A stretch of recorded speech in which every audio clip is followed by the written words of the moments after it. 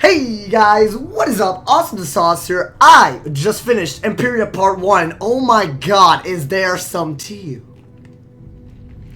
I'm not...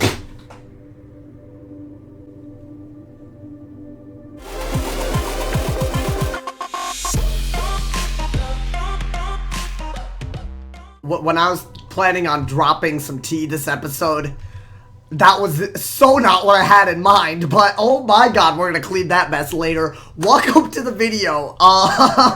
Y'all already know why this video is late, because of that nonsense.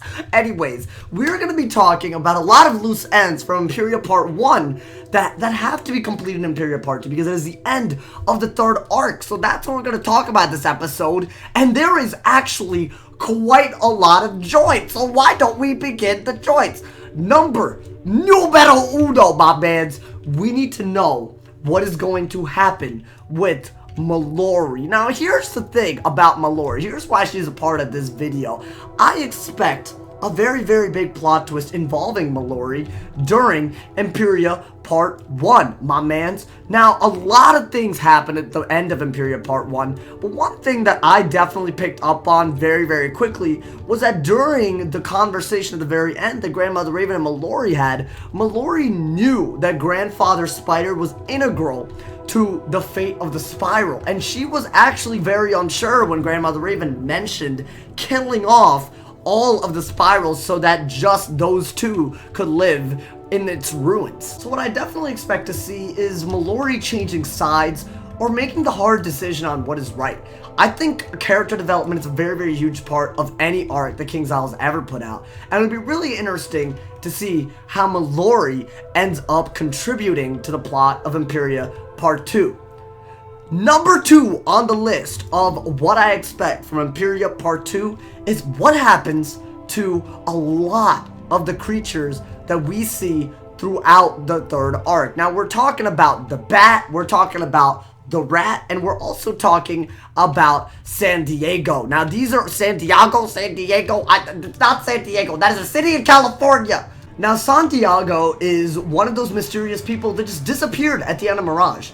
Now, something that we never really learned about Santiago was why he was called the Alchemist and why he was such a mysterious figure. He's by far one of the most mysterious people in the entirety of the third arc so far, and we really don't know why he's so mysterious. He told the wizard in Mirage to not call him by the name of Alchemist, and he also just disappeared randomly. Knowing KingsIsle, they wouldn't have made this guy disappear randomly unless he was supposed to be important for something. So there's a very realistic chance that he could be important for the fate of Empyrea Part 2 in basically freeing Old Cobb. He might be working for the Cabal, or more realistically, he might have gained our trust for his own needs. We really don't know what his role is going to be. He could be an anti-hero like the Bat, but we really don't know. But speaking of the Bat, that is another really loose end. At the end of Empyrea Part 1, the Bat tries to kill Mallory because she is seen as a liability. Mallory has luminiferous essence, so basically what that means is that she's half divine, half not.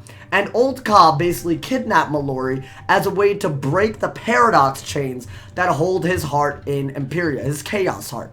Now, the thing about Empyrea that's very important is that Old Cobb and Grandmother Raven don't actually know how to get in there because of the ether surrounding it. So he sends a lot of his children over there. That's why Mallory is there for Grandmother Raven. That is why the Bat is there for my mans. And we really do know that the Bat is probably going to be important, because if he's important in Empyrea Part 1, he's probably going to be important in Empyrea Part 2.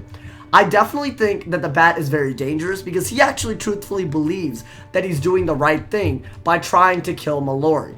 In killing Mallory, the Cabal will no longer have a way of freeing the paradox chains. They seem to be using her essence to make a cannon that'll break the paradox chain, thus freeing Grandfather Spider's chaos heart.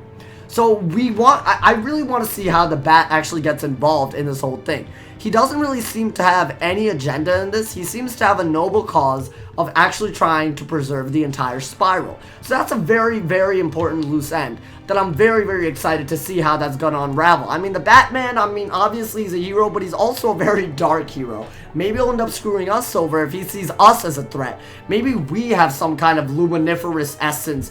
We don't really know, but that's a really important point that we'll be talking about later in this video. One enemy that we've made that we really haven't seen much of since the first world of Arc 3 is the rat. Now, we actually end up going against him when he tries to tear down the spiral by destroying the sky anchor. Now, this seems to be a very, very bad move because I feel like if you want to spread chaos in the spiral, that's great, but this seemed to be something that would destroy the spiral. So maybe I'm wrong, but he definitely seemed to want to spread chaos, and he was humiliated in front of Old Cobb. Now, Old Cobb gave him sympathy, but he didn't really show that same level of sympathy to Scorpion. He definitely won't show that sympathy to the Bat. So he seems to be the only child that's actually loyal to Old Cobb. So just for that reason and that reason alone, I feel like we're going to be seeing some part of him in Empyrea Part 2, especially because of the ether surrounding Empyrea Part 2 preventing Old Cobb himself from going in. The Cabal seems to be a bunch of people who really are, I don't know how to say this, but I don't think they're that qualified.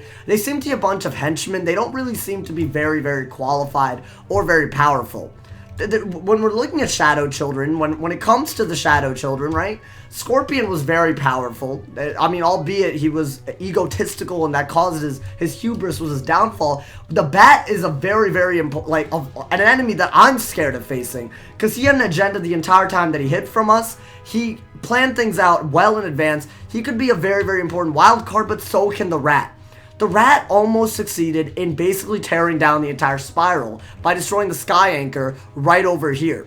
That's very, very dangerous, and honestly, the only thing that stopped him was just the fact that we were stronger. He didn't actually make any missteps. He didn't make a misstep like Scorpion did, and he actually didn't get outplayed like the Bat did in Empyrea Part 1. So just for that reason alone, the fact that he can plan so easily, he also knows how to mind control like he did with Ivan, there's a very realistic chance that that somebody else that we trust who's trying to help us in Empyrea Part 2 could be turned against us with the Rats. So that's another loose end that I'm really, really excited to see in Empyrea Part 2. Empyrea had a lot of mysteries, but not as many, in my opinion, as the very end of Mirage. We learn about the Cabal, and we learn about how the Arcanum was made specifically to preserve the spiral, whereas the Cabal was specifically trying to return the spiral to the old way that it used to be. Before it was fragmented, they wanted to turn back time in Mirage in order to bring back the first world. They wanted to bring back Old Cobb, and they wanted to break the paradox chains, which are basically holding the Chaos Heart that Grandfather Spider needs to be almighty once again. Now, one thing that we've never really learned about is what is actually behind this door. We know that it's some kind of terrible secret, and we know that the Cabal has something to do with this, but we don't actually know what's happening here. I definitely feel like they wouldn't have put this in the game unless it was going to be important during Arc 3. This is just too big of a mystery for it not to be explored in Arc 2. Or Arc 3, with the Part 2 of Arc 3. We really need to know what's behind this door, and I feel like it's very integral. I definitely think we're going to be opening this sometime during the beginning of Arc 2, and we're going to learn about the more mysteries of the Cabal. The Cabal isn't defeated yet.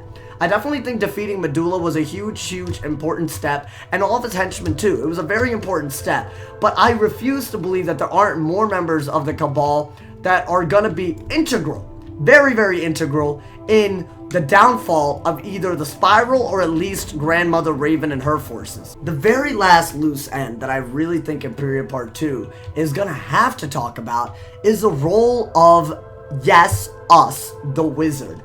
Our Wizard is from Earth, and until now, it actually didn't matter that we were from Earth. It's only been mentioned twice in the entirety of this game. Once at the very beginning of the game, where Merle Ambrose is telling Gamma that we are from Earth, and that means something, that we've never learned of magic, and that we are one with great potential.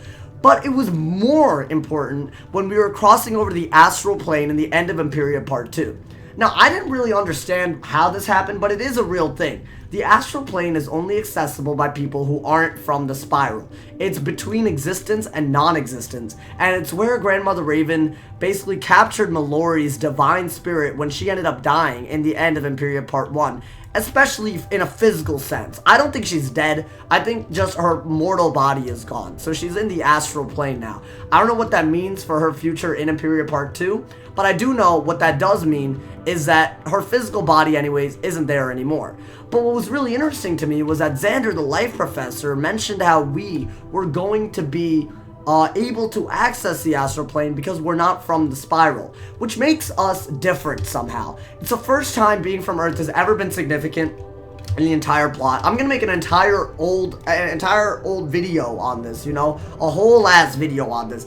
But I really want to know what you guys think about us being from Earth and how that might matter. Mallory doesn't have any essence left to break open the paradox chains. So I really feel like if Mallory is gone as a liability, who's really left besides us now? That is what I'm really wondering. So tell me what you guys think in the comment section below. What do you guys think is going to be part of Empyrea Part 2? How do you think Santiago, the Bat, Mallory, and the Rat are going to play into the plot of Empyrea Part 2? What do you think is the benefit of having this door of mystery, and how do you think we will tie into the plot of Empyrea Part 2? These are the questions I'm really asking myself after finishing Empyrea Part 1. It's a very, very great plot line. I highly recommend getting membership to do it. I wouldn't normally do this, but I thought the plot was really great, especially if you're a fan of Batman.